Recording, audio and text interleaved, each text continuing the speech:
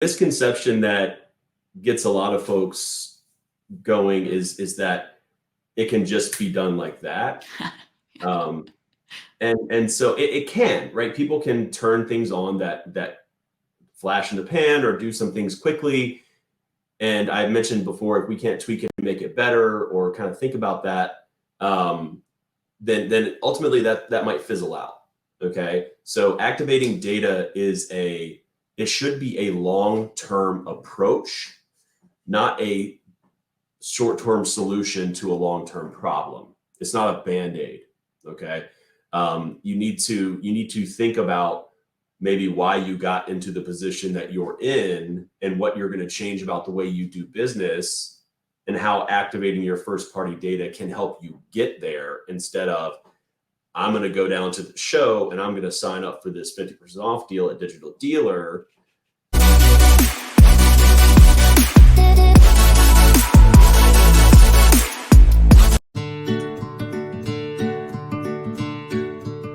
Do you find it difficult to focus on your customers and even your own employees as you're juggling numerous vendors? Do you have more meetings with vendors than you can count? And do their reports filled with technical jargon make you feel clueless and frustrated? Such is the story of Nathan. Being at a car dealership, he's concerned about his store's digital marketing presence and invests most of his time dealing with vendors to promote his business and gain more sales and market share. Nathan is busy handling reports and reviewing them, not knowing what is happening on the advertising front and about his true ROI. Poor Nathan is worried but can't figure out a solution until he found BZ Consultants Group. BZ Consultants stepped in and was able to take the digital marketing vendor burden off Nathan's plate, giving him peace of mind that the best interest of the dealer was always top of mind. Being an unbiased third party, BZ Consultants always made sure to relay the reports in easy, relatable, and actionable ways so that Nathan could best utilize the data. Now, Nathan can focus on what he really wanted, the customer experience and growth. By being your digital marketing business partner, BZ Consultants Group will remove the hassle of trying to hold your vendors accountable and increase your productivity with the time you will now have armed with true data. Together, we make it possible because your success is our goal.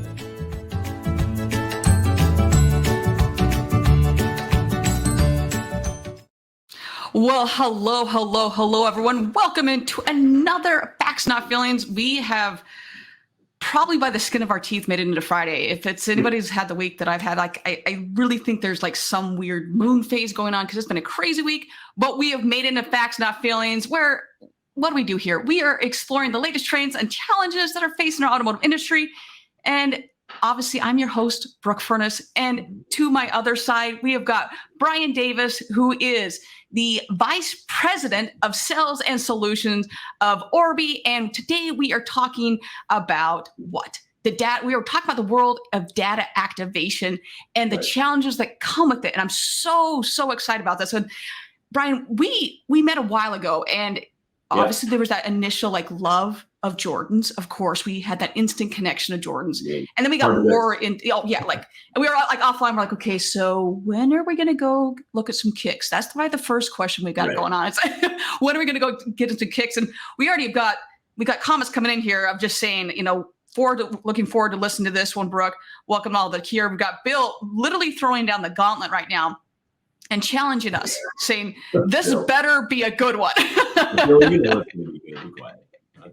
So, and Bill, I'm going to go on a limb based on my wonderful guest here, Brian. I'm going to venture to say this is a good one. There's so much talk right now about data activation and the wonderful buzzword of CDP, but a lot of people just don't even know what that is or how to activate that data and all those words around it. So before we get much further, this is definitely a conversation that multiple people need to jump into this conversation and to hear it. So tag them, share this with them, jump in the conversation that a lot of people are already doing right now. And last week, Peter, right before the show started, reached out to Peter Smith. Even though we had some technical difficulties with the rerun last week, Peter, I loved all the comments that were coming in. So share, tag them, and we'll be picking winners, even though we're at Digital Dealer next week. So with that, Brian, let's I know you've been in the industry for a bit. Let's first start with kind of how you got in the industry, and then we'll jump into the meat of this conversation of all about data activation in the automotive industry, the myths, the risk, and best practices. So let's just start with the basics of how you got into this awesome industry. Yeah, actually, my stepdad. So he ran a dealership in Virginia for, gosh, roughly 20 years, has always been in the automotive industry. And so when I got out of college, the job I had lined up fell through. He said, "Hey, go sell cars." So I started working at a Hendrick store in Virginia, not for my stepdad, but for someone else. And so kind of just cut my teeth there. Kind of jumped in and out, eventually came back to cars.com for 5 years, love it there. And have been really in the vendor space ever since that, just different aspects, DMS, CRM, digital marketing, and now sort of at the crux of it all in the middle of the middleware piece with Orbee and then data activation, which is just such a natural fit. I'm so happy to be here. You know how those times when everything comes together and the stars align. So yeah, that's sort of my quick backstory. And it is crazy. I mean, you and I had a conversation that my first introduction to Orbee was before Orbee is what it is now. That's the best way I can phrase it. Okay. And it is amazing the difference of Orbee then versus now. So it's the trajectory that you all have taken is it's quite amazing. And so I'm really, really excited for this conversation. I'm excited for our audience to have this conversation. So with that, we're going to jump into the very first question here, and we're just going to get this thing rock and roll, Brian. So there's so much talk about data lakes and all these different things. And the first thing, we're just going to start really basic. What the hell is a data lake? Let's just start very simple. What is a data lake, Brian? I mean, it can be distilled down to a very simple format, right? It's a centralized repository that's designed to store both structured and or unstructured data. Okay, it's a place to put data. That's all it really is. That, so, I mean, pretty simple. I mean, you can think of that way. It's pretty simple. It's simple. It's a place to put data, and go Google it. That's like the top, the top definition. But that's really, from there we get really complicated and we tend to overcomplicate things, and it's more trouble from there. But that's a good place to start. So, and just kind of going off a little bit. So when someone comes to you and they're saying, "Oh, I have a data lake," and maybe it's not that, what are some I know this actually isn't on the question. What's a misconception of a data lake when you're talking to your clients? Yeah, the biggest challenge, and I think we'll see this, we'll talk about this throughout the call today, but really what ends up happening is, people have a data lake, and that's great. That's an amazing first start. Theoretically, right? The CRM is a data lake, the DMS is a data lake. There's all these places where there's a ton of data. I mean, we're creating an immense amount of data every single second of every single minute, every hour, every day. And the challenge is really that there's no centralized repository of all of the customer data, anything that's related to a customer journey. My guy, Jeff Ravilla down here, he wants to build a data ocean. I know, my friend. I know. I'm like trying to give a straight face. I was like, dude, maybe coin that phrase. Forget that. Let's just go straight data ocean this point. He doesn't want to boil the ocean. He wants to build the ocean. Yes, I love it. And so, so the data lake is not just you flip a switch, turn it on, and bam, there's a data lake. And while taking a step in that direction by flipping the switch is always, kudos to jumping there and doing that. But the real challenge, to answer the question with data lakes, is that there's typically something missing. Yeah. There's an input, a data source, something that is valuable and very important, and it's just not there. It's not accessible. Somebody doesn't want to do the work to get it there. Vendors don't play nice in the sandbox. Everybody wants it all for themselves. I know we're going to get there too, Brooke, because we have that conversation. Oh, yes. All the time we have that conversation. Yeah. So, it's really just that your data lake is getting, a feeder from one stream. It's not the ocean. It's not getting all of the feeds from all of the places and all of the data in any way, shape, where you can join the data together to make it useful, which is everyone's ultimate goal, especially in automotive that I talk to on a daily basis. How do I use this great data is always love it. So that is going to segue into our next question here is, as marketers, what are what are the biggest challenges that you face when activating that said data lake or data lake, depending where you're from, and how do you overcome them? Because that is a really, really big one. So once again, as a marketer, what are the biggest challenges you face when activating a data lake, and how do you overcome them?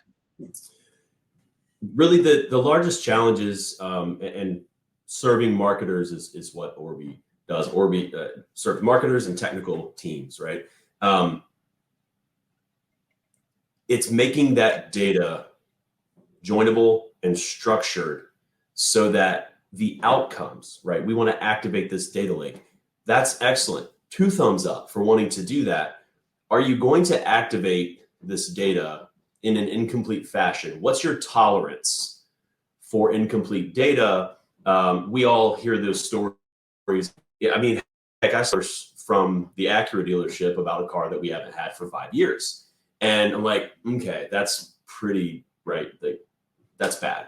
But there's that. There's just, hey, I scheduled a service appointment. Now you're reminding me that I haven't been in for service, right? Because you're getting data from one source. Yes, that's accurate if you look at the DMS records. That marketing is inaccurate and invalid if you don't take into consideration what's happened on the website, right? So there's a tolerance level. You have to start somewhere. You have to begin building your data ocean, Jeff, with something, but then to get complete, to get that panacea, which is one of my all-time favorite words. By the way, just threw down panacea out of nowhere. They're like, I think you just won word of the day. Hello.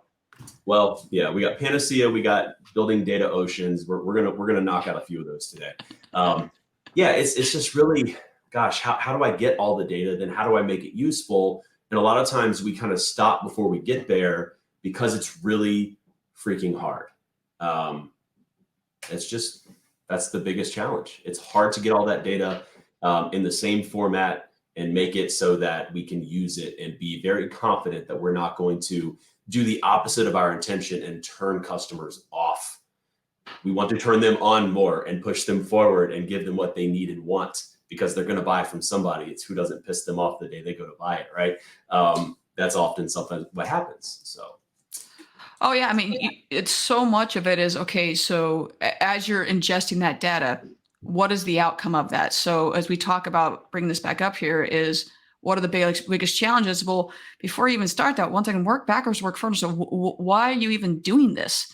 If your process is not going to change, you're going to continue to give bad data, give a horrible process and not improve that, or continue to have things that don't talk to each other, or, hey, we're just going to continue to do things the old way, then why are you even doing it in the first place? So I couldn't agree more on that. And that panacea comment, it's kind of blowing up right now here, Mr. Brian. So we've got all kinds of comments coming out just in that one comment. So that, like I said, that between the data, excuse me, the data ocean, we got a lot of comments coming on about that. Panda C, that's another one we got going on. So and now we're breaking it down into syllables, and it's good. Hooked on phonics works for me. Somebody make me a T-shirt for Digital Dealer that says Panacea, and I will wear it. I promise. I think the challenge has been thrown down. Somebody make a T-shirt for Brian, whether we got the Hooked on Phonics version of it, Panda C, we've got what was the other one? We've got Bill. I don't even know how the hashtag. There we go. Thank you for that one. And we just got what the that could be another good shirt. Panacea ? What the? I like that one as well. We got a lot of them here. We've got also Stephen always coming on with really good comments here. A singular data lake is a unified place to secure and maintain data continuity, where every selected vendor is a process engine to help activate the data and contribute to the data lake in a meaningful way when done correctly. Stephen Apicella, a man of many very valuable words. Sure. Yes. All right. Let's move it on here into how important, I know we kind of touched a little bit before, but how important is vendor collaboration in data activation, and what are some best practices for successful collaboration? Because this is a big one, man, really big one. This is how important it is. Thank you. Thank you, Wilt. Is this the right way, or do I need to flip it? I can't. Not well. It depends. Like yours is right. I don't think yours is flipped, so I think we're good. Okay.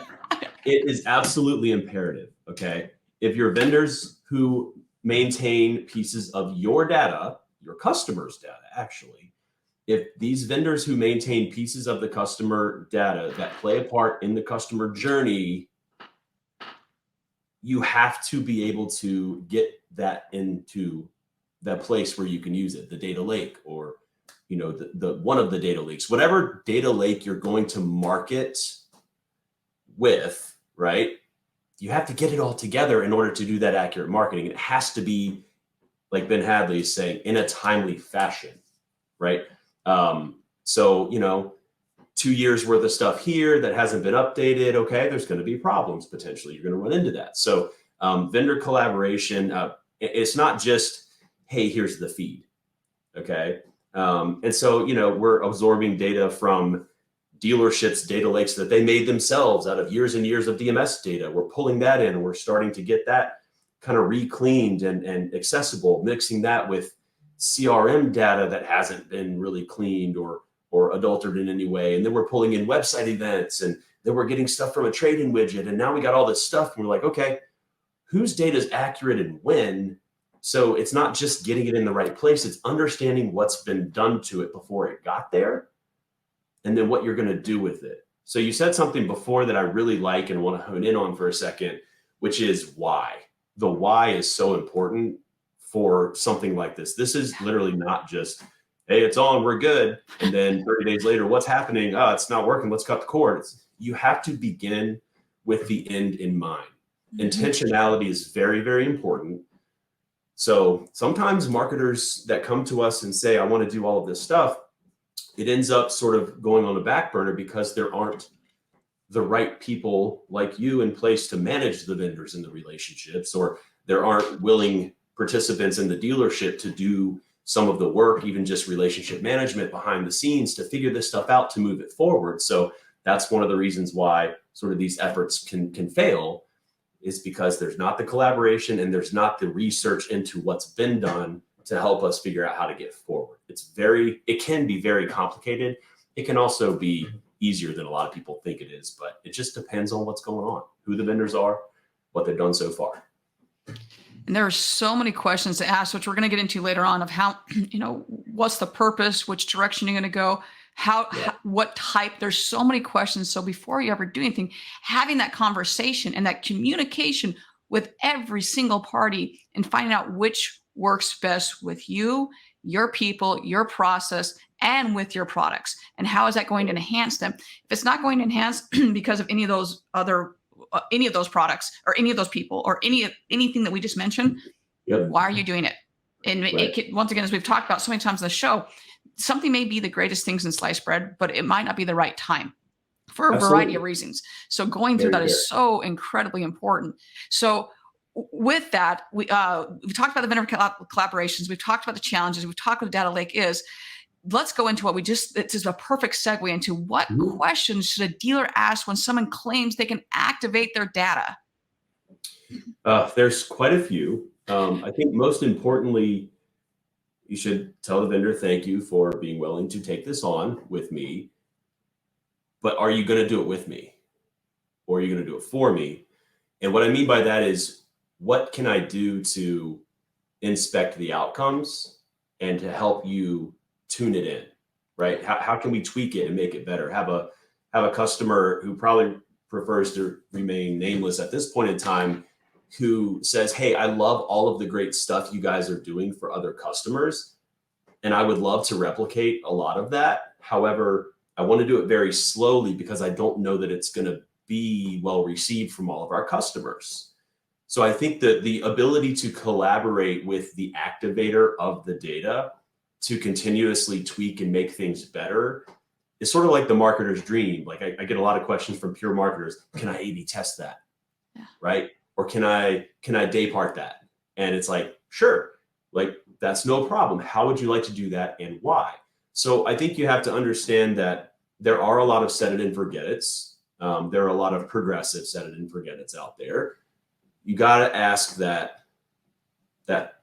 partner, what are we going to be able to do with reporting and analytics and piecing that together to continue to make it better? And then what if I do something different with my data?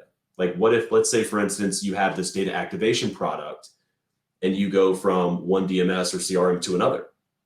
Yeah. What happens to the historical information? Is the transactions, the opens, the closes, the clicks, the click-throughs, the leads, is all of that in a place where I can use it later? Yep. Is it recorded in your system only? Is it being passed off to the CRM? And every single situation is different. You want to own your data, right? No matter what. And everything everybody does within that activation system is still your data about your customers that you are responsible for. So how do I get that back if I have to, right? And then how do we continue to make this better? Is there a mechanism by which we can help each other get better together? Man, I love data. that. Be my guest, please do it. Use your first party data, get used to it because you're going to have to, right? If you're not already, find a partner who's willing to take a step back and realize that maybe they aren't everything to everybody and that they want your input on making it better for your business, one who signs the check. Brian, I love that so much. So much what you just, like everything you just said there, because it's so true. It's any question that you're asking is, what are you doing with it? How do I own that? Where is it going? You know, the amount of times that we switch in our industry, we switch DMS. Hopefully you're not switching DMSs too often, but your CRM, things you don't want to switch, but things happen. So Sure. What happens with that? Where is it? Who owns it? Where's it going? All these questions you need to be asking. Yeah. And just because it's co-opable doesn't mean you should be going with it. So where is this going? Where, who, all those different questions, and then diving into it and saying, are you partnering with me? Or are you just, like you said, set it and forget it and walk away and hope it works? Like, no, don't be doing that stuff. So really asking those questions, and first party data that is your information.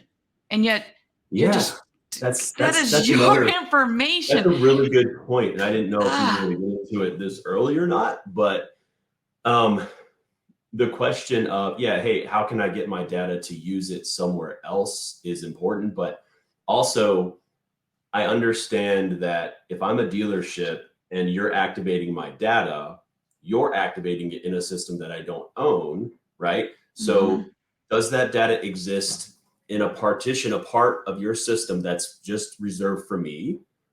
Is it a private room, or is it in the auditorium with everybody else's data?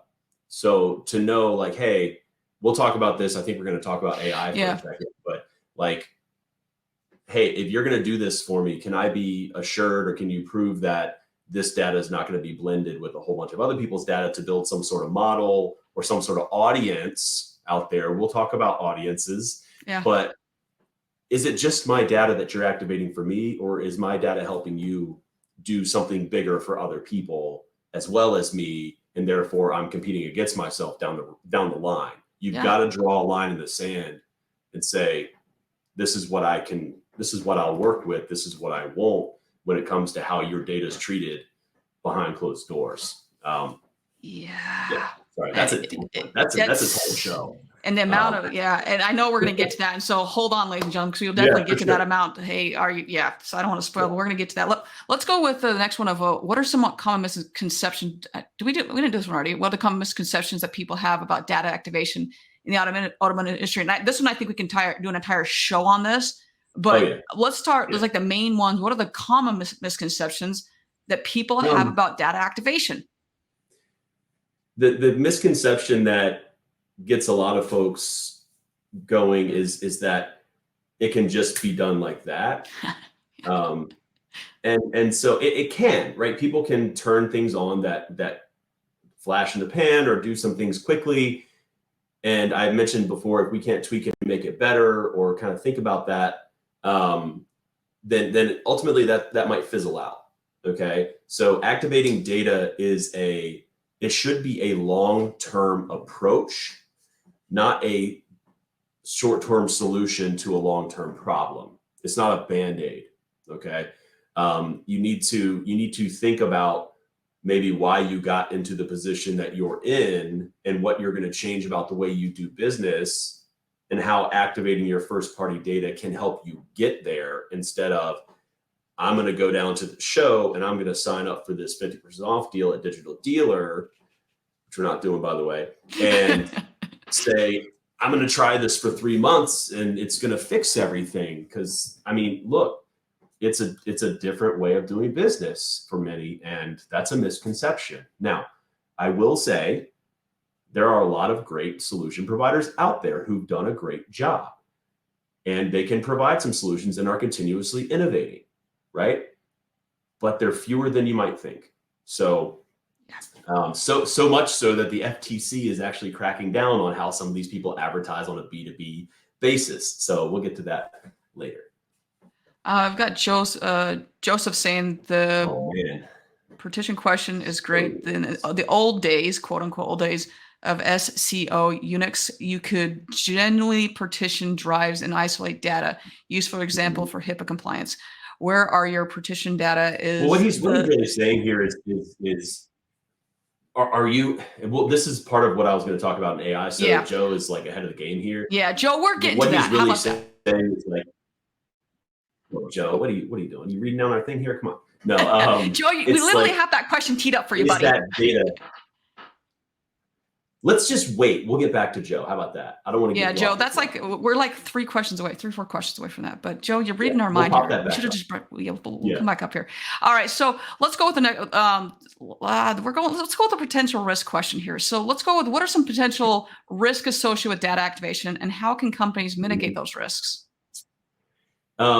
There's risk in a lot of places. It's not just the data ownership and protection. So who's responsible for the customer's data as it's being used, as it's being transferred between systems? That's the whole GLBA. You guys cover that quite a bit, you and Tom, and so that's your thing, right? That's a risk, is that you're sending a ton of transactional prospect, sales, sold, service data to a new provider, and oftentimes, and so that's the risk.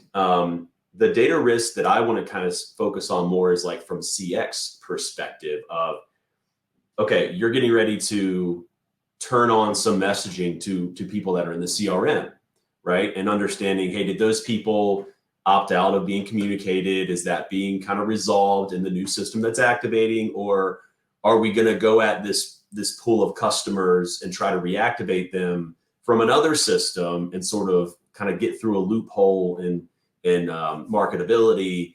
So how are we going to approach this customer database? Because all it takes is a couple of phone calls or emails to Better Business Bureau or the FTC or something, with somebody's being bothered and they didn't want to, and all of a sudden it's a little bit nastier than you intended, right? Or a lot nastier than you intended.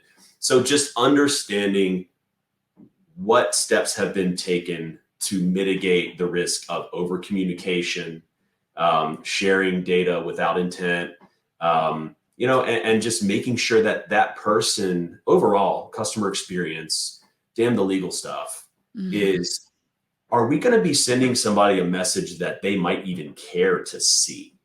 Or are we on a fast track to unsubscribe?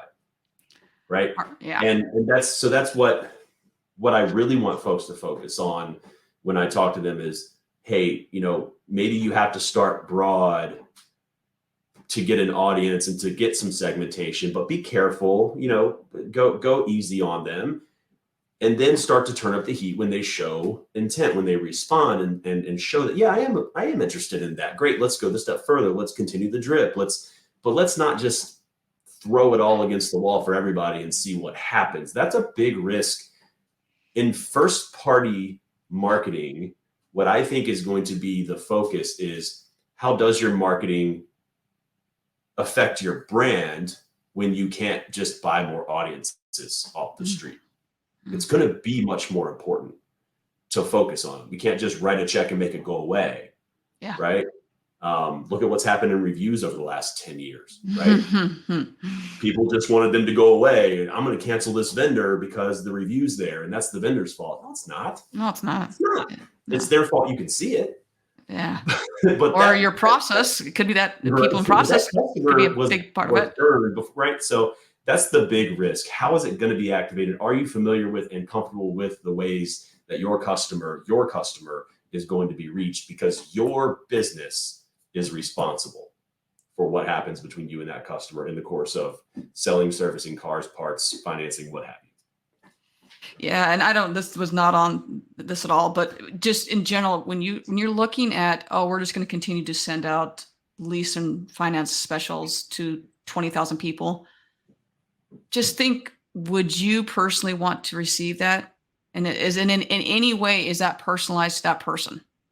Yeah. 20,000 Yeah. people. And look, I'd be remiss to claim that, all of the marketing that goes out from our activations are just perfect for every single person they reach, right? That's impossible. That's asinine. If somebody says they're all perfect every single time, turn around and run, because you got yourself a lot. No. Okay. You got to go broad sometimes to build the ability to go granular and to go segmented and to go targeted, right? It's like, bring people back to your website. Great. Now that you can learn things about them with that broad net, now they're going to get a little more narrow, and you say, hey, I actually am going to send this guy the truck content because they haven't looked at sedan one, so I know which one I'm going to go with. Like, you got to start somewhere, but your goal, beginning with the end in mind, is to ultimately decrease the size of the campaigns that are going out over time, right? Personalize it. Yeah.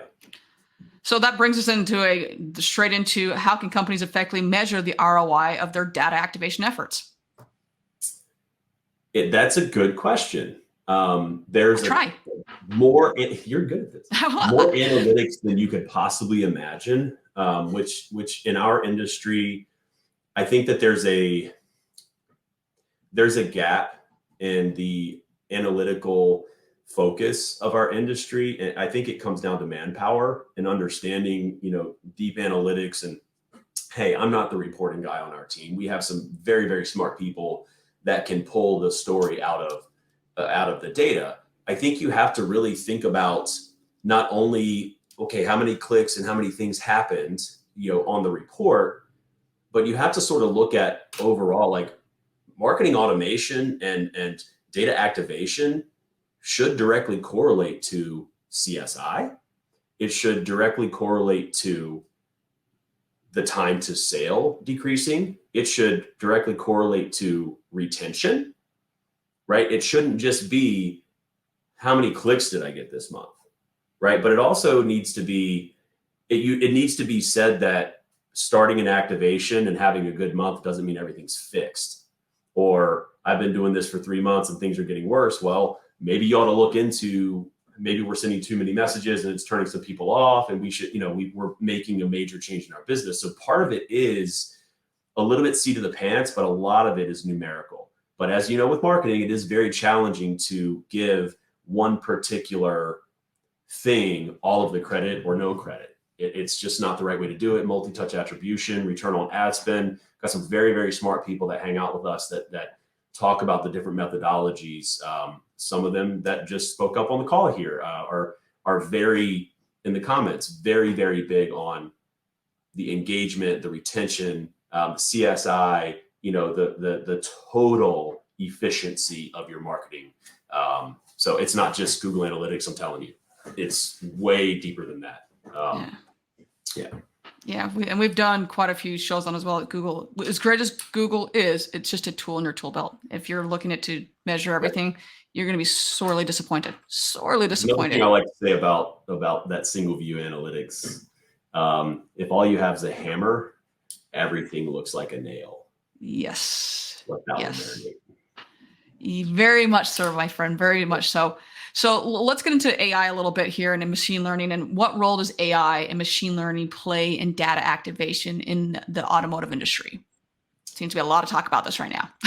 There is so much talk, and I think that with AI, I would tell folks it really does have its place. Oh, I use it every day. Love it. Yeah, sure, but you have to be cautious. And so I think where, we think about, having a data lake or having a CDP, customer data platform, what those mean in and of themselves is you have that place to centralize, and hopefully you're structured and focusing on structured data, okay, so that you can use it.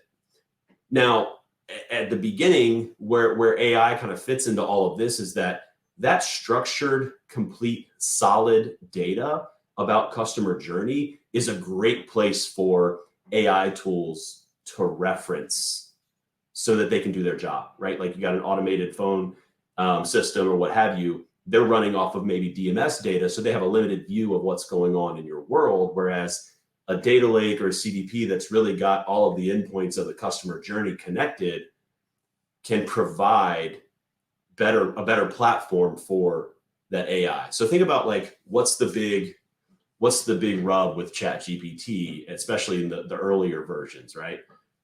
It's it's old. It's limited to 2021 or whatever it is data. A lot of smart people that know a lot more about it than I do. Ryan Everson. Okay, I'll have to pass that one along to somebody. Okay. But when you think about this,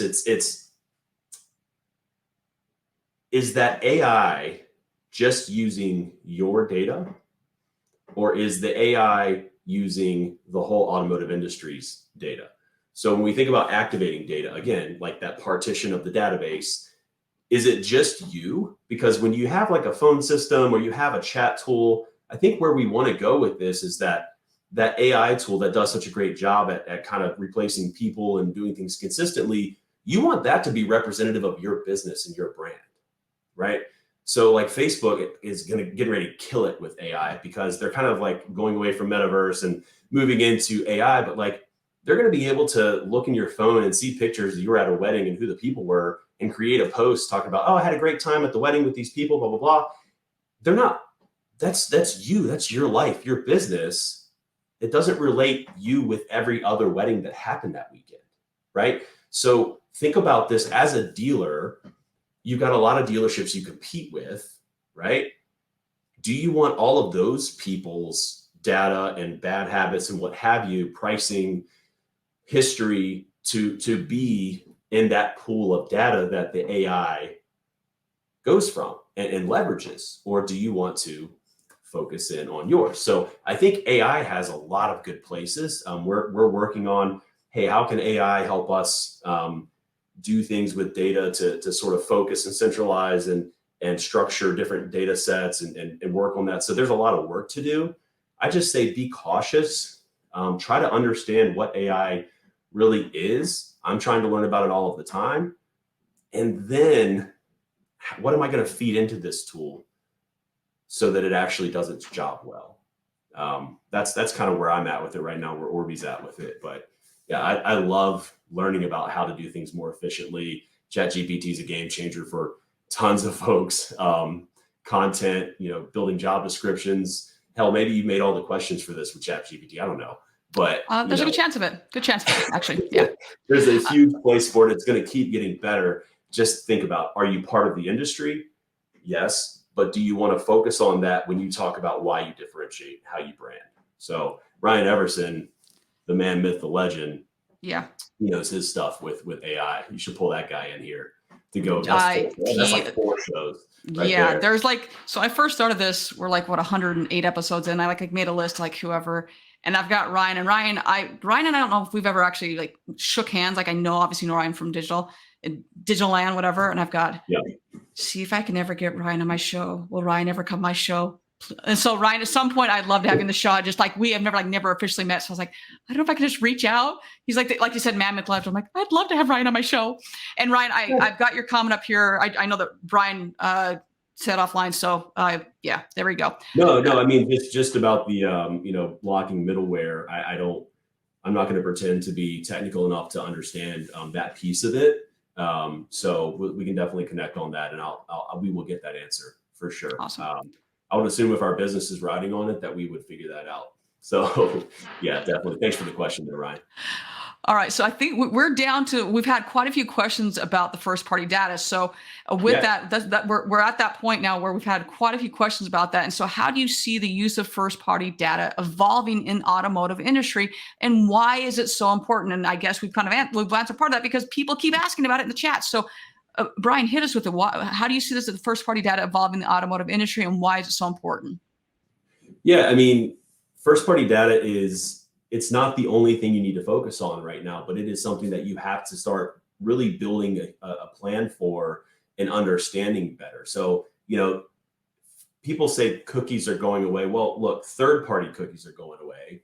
How do you think Amazon is able to, when you come back to Amazon, into the app or onto the website, show you what was in your cart, right? Like there's first-party tracking mechanisms that are going to be around, right? So third-party wise, it's just a lot of audience creation and sort of over the internet type of stuff that's going away. But regardless, like first-party data has been in existence forever, right? It's what data does that business own about its customers, right? Transactional data, usage data, things of that nature. And what we've been doing, which we've kind of talked about, is sort of leveraging that first-party data or letting other people leverage it for us. So we're giving it to a data activator. We're sending it through an integration to some other thing.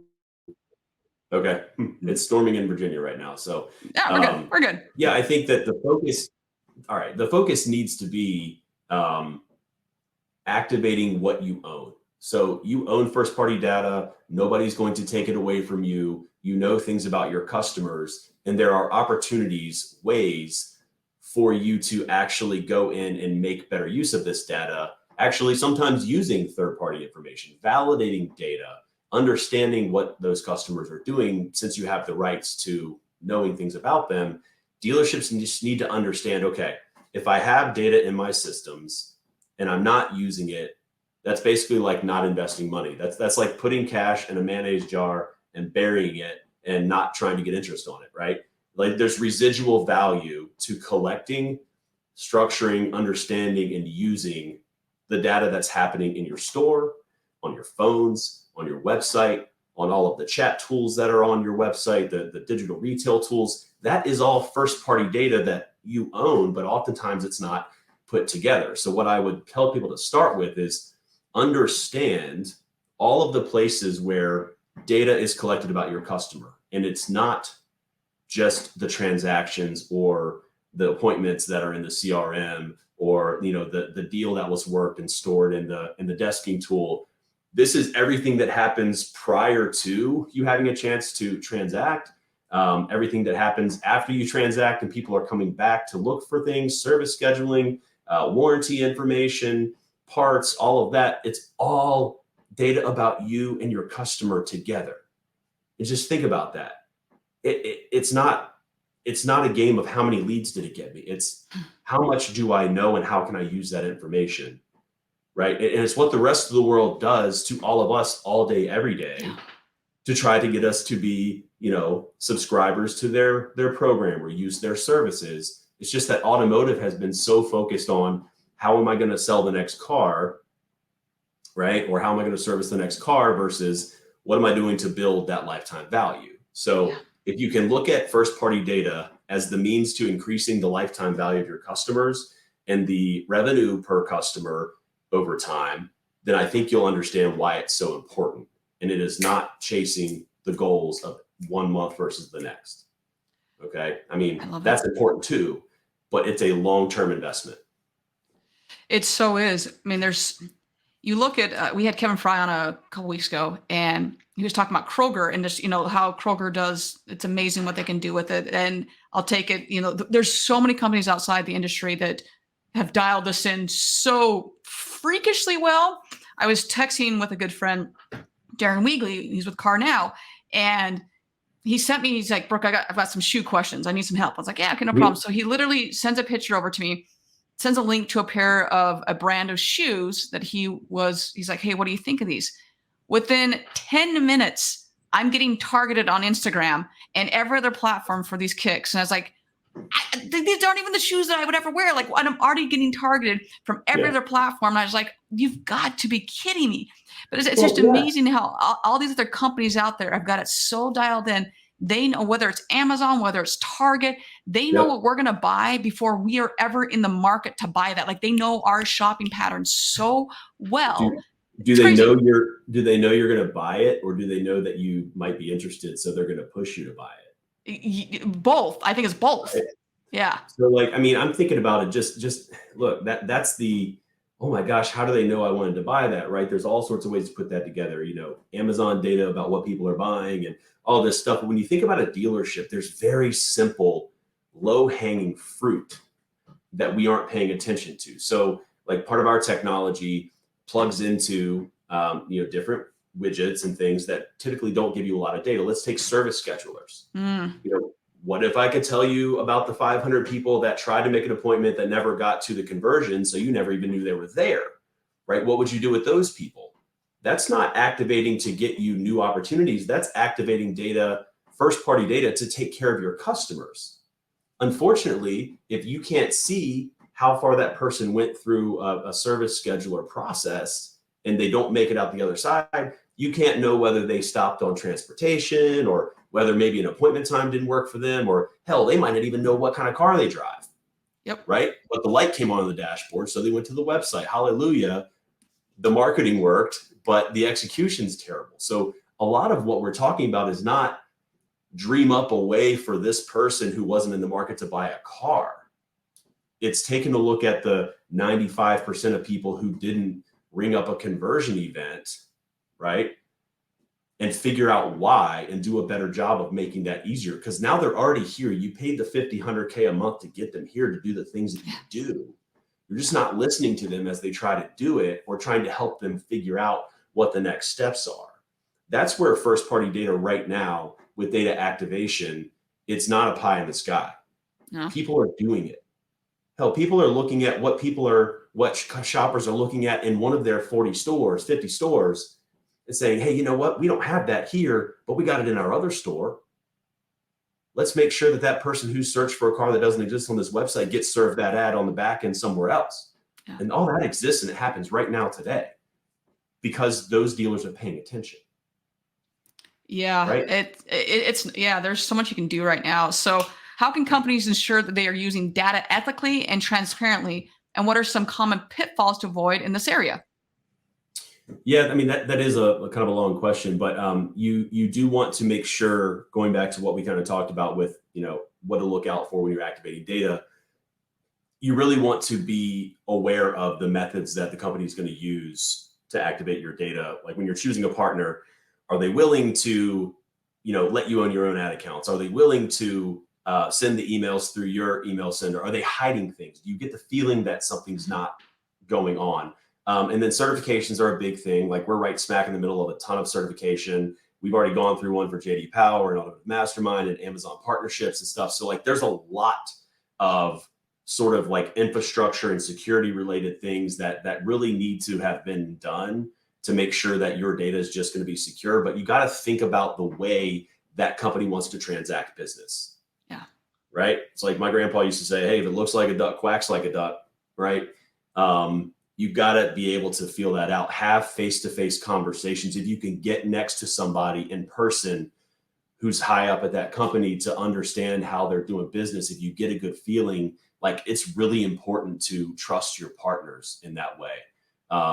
So I would say definitely like get to know the people you're working with, because those are the ones that something goes wrong, you're going to want them next to you in the courtroom, God forbid, right?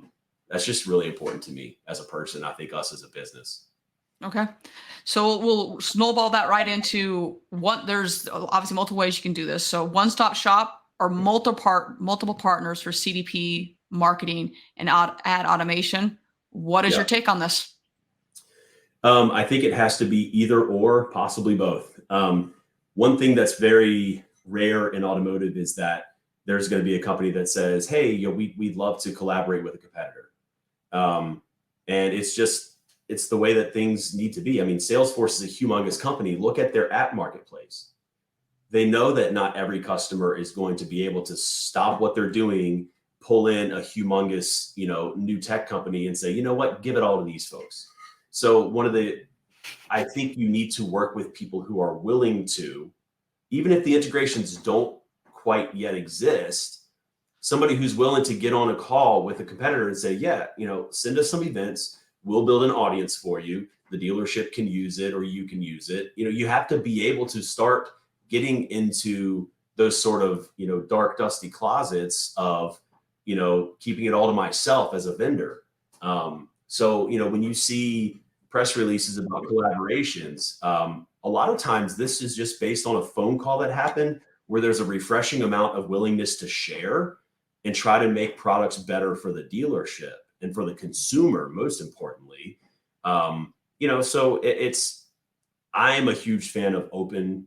That's why Orbee is really taking this middleware term very seriously, because look, we're not going to be a DMS provider. We're not going to activate every single piece of data in every single type of way. But if we're that central data lake and we're responsible for segmenting and structuring everything together, yes, I will absolutely make that available for you to use where you choose, Mr. Dealer. It's your actual data. Why would I try to hold it hostage so that you got to pay me extra to use the ad system that we have? Yeah, but here's the thing, right? Because of where automotive has been and how the vendor space has not evolved in all of the ways that, I think it will in the years to come, we've had to build some of these things, right? Like we've had large customers that say, hey, look, the integration you had with my email marketing partner is great, but I just don't think that they're putting in the effort. So why don't you guys build it? We're like, all right, well, we're not trying to rebuild the US Postal Service. So we're going to go to some enterprise tools. Like we'll tell everybody that gets on a call with us who we use for our email backend sender, who we use for our editor. We just built this crazy layer of tech on top of it to integrate the data. But like we use third-party companies for some of our tools. Now we build a whole lot of tech, but people don't need to be scared about that. Everybody knows CDK's bought so many companies and brought them in, right? I mean, it's just that there's not going to be one house with enough rooms for everybody to live in always. So it's just very, very important that whether you choose somebody to do it all for you right now, that company is willing to help you build out integrations for the future, because chances are there's going to be something that they can't do. And if you can't get that really valuable aggregate data out, you're kind of screwed. Yeah, you are. And we've had quite a few comments coming in here, whether it's about the CRM and DMS. And believe me, I said probably 15 years ago, man, if someone would just have those two that were the same, yeah, that'd be phenomenal. That'd be awesome. I know Techion is done that. Yeah, they've definitely done that. There needs to be more like that. That's kind of where the CDP comes in, that hey, we're going to bring that all into one place. And it's not just the CRM and the DMS, it's everything.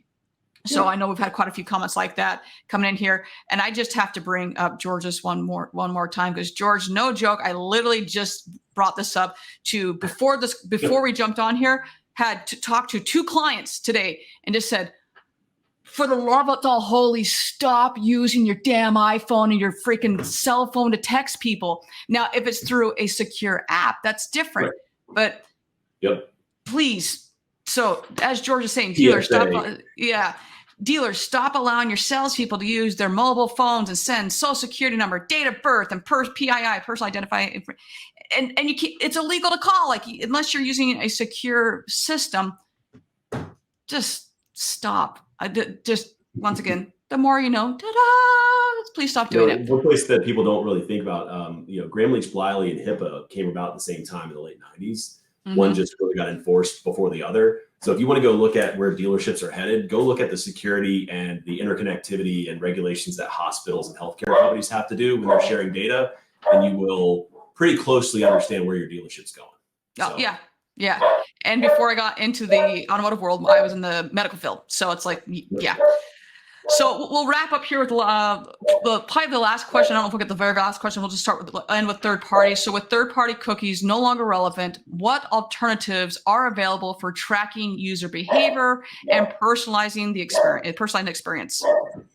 Yeah. So tag management is a big one. So like Google Tag Manager is a third party tool. Being a first party cookie server or tag manager is very, very important. So not only, hey, I have this technology that's installed on my website, but can the business actually own the place where that data is stored and call it their own? Okay, so that's a big shift, right? And there's a lot of different questions around this, but I think that, if you can't buy that somebody has been looking at cars on another website, you can try to attract that audience to yourself.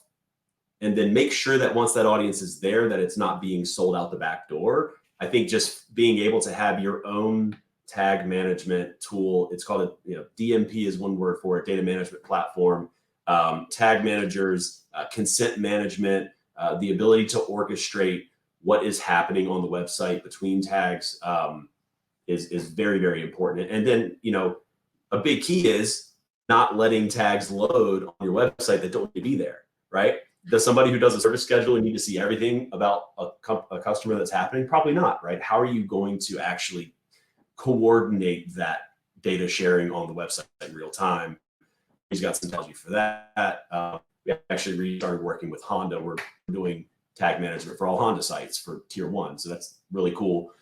Great work by the tech team to do that. And same thing, it's all about being able to control what's happening with the data once it's on your website. Once that customer's there, you own them. How you treat them's up to you. Yeah, and that's something we've talked about previously. And if you're new to the show, I'm just going to say it again for if you are new, and if you're not new, maybe you need a refresher. Once a month, go through and say, hey, look at your Google tag containers in your manager and say, do I know all of these? Because if you haven't done it, you'll probably have 30 or 40 maybe, and say, I don't even know who these people are. Like, there's like 30 on here. If you have 30, that's way too many. If you have 20, that's way too many. How many pixels do you have on your site? If you have more than one Facebook pixel, that is too many. You should have one. That is it. So go through and clean this stuff up, because otherwise people are accessing your data. How many ad accounts do you have linked to your Google ad right now? And inside of Google Analytics, how many Google ad accounts do you have linked right now? Right. Do you know who they are? Go and look at this, because that is your data. And if people are siphoning it off, go and look and see who they are, because once again, this is your stuff. And if you're just willingly giving it away, then that's kind of on you, because someone needs to be monitoring this stuff. So it happens more than you would believe. Oh my goodness. It's a constant battle, man. Yeah. That's also why I have a job, Brian. It's why we both have jobs. So on that end. But I want it to be fixed. We'll find something else to do. Like, this is true. Believe me, there's enough broken stuff. Like, we'll find other stuff to fix. But I guess it's like, it just drives me bonkers. I'm like, there's no reason. Like, but I know why this is the case. Right? But yeah. Well, Brian, I cannot thank you enough. This has been so much fun. I appreciate all the everyone that's been commenting, incredible comments in. And I know that I was trying to get up there as quickly as can. And I normally will go through and like read them all. I am so grateful, Brian, all the stuff coming in. We will go through. I will definitely personally go through it and answer as many as I can. I will answer all of them. And I'm sure Brian will as well. And if I can't answer them, Brian will answer them. Yeah. And absolutely. Thank you, everyone. I'm not sure who else is going to Digital Dealer, but if you are, definitely, I know we're both going to be there. And at some point we'll be going to a shoe store, I'm sure. So everyone, travel safely. Thank you so much, Brian. This is the point of the show, though. We got to jump into the lightning round, though, now. And our audience needs to get to know you just a little bit better. Is first and foremost, the audience has got to know where they can follow you. So that's the first thing. So for the audience that's watching, you can see Brian's personalized link down here. But for the audience that's listening, how can they find you and get in touch with you? Yeah, LinkedIn, just search my name, Brian Davis, and then Orbee. We'll try to keep up with some content, show you guys the press and some of the thought leadership coming out of Atul Patel, our CEO, and some of our partners there. I'm just trying to keep up, right? That's the best place, honestly. And the website's pretty robust with the latest happenings, Orbee.com. Awesome. And next question is, what outside of work, what is your favorite thing to do? What are you doing to unwind? I love playing with kids. I've got young girls, and so spend a lot of time with them, with the wife. We travel as much as we can together versus just me on the conference trail. And I play a little golf. Listen to a little music, and wish I had all the shoes that you have, Brooke. But that's just not going to happen. You've got a pretty good collection. I've seen you got some fire going on there, so I like it. I like it. Thanks.